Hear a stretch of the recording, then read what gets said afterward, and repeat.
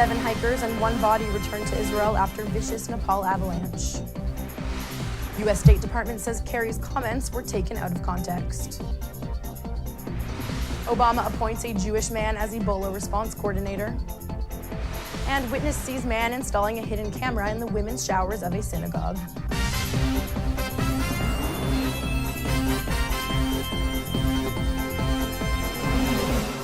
Shalom and welcome to the Jerusalem Post News. Today is Sunday, October 19th, and here are your top stories. 7 Israelis injured in last week's massive avalanche in Nepal arrived in Israel early this morning, and the body of Nadav Shoam, one of the 3 Israeli trekkers killed in the blizzard, arrived on a flight late Saturday night. I was stuck in snow till here, and then one Nepali guy that knows the way saw me, and he asked me to stay with him and just really dragged me. Our plan was to spend the night at this tea shop and get out in the morning and see the weather.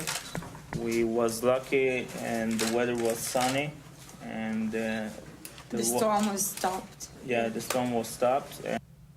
6 of the injured Israelis suffered from various degrees of frostbite, and one of the injured's vision was impaired.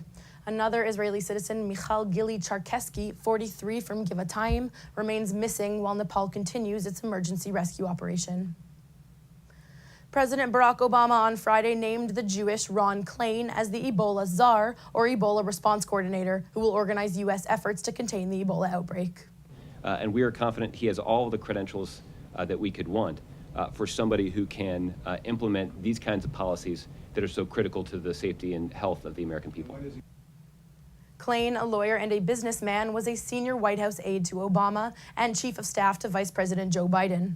He will report to Homeland Security Advisor Lisa Monaco and National Security Advisor Susan Rice. The State Department on Friday rejected accusations that Secretary of State John Kerry made a linkage between the emergence of the Islamic State and the stalled Israeli-Palestinian peace process. And I would take issue with the part of your question that Israeli leaders, plural, have disagreed with what they thought the secretary said. I saw one in particular. And we would say to that, we know passions run high, politics are intense, but either the specific minister did not actually read what the secretary said, or someone's engaging in the politics of distortion here.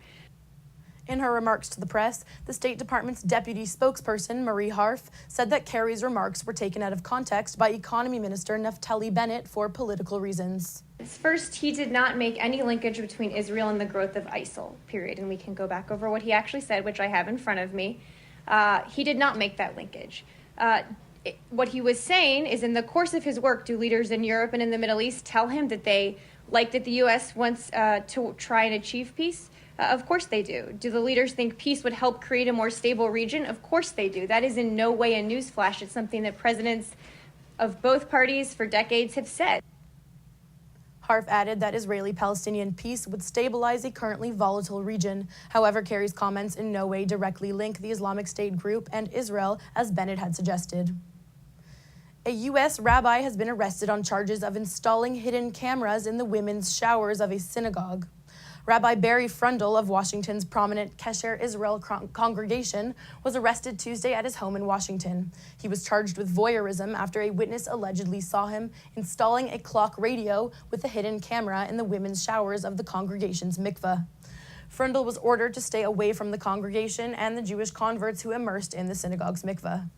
Kesher Israel has suspended Frundle without pay, as has the Orthodox Rabbinical Council of America. And that's all for today. Don't forget to go to jpost.com and check out our Facebook page for more on these developing stories. Until tomorrow, shalom from the Jerusalem Post studio.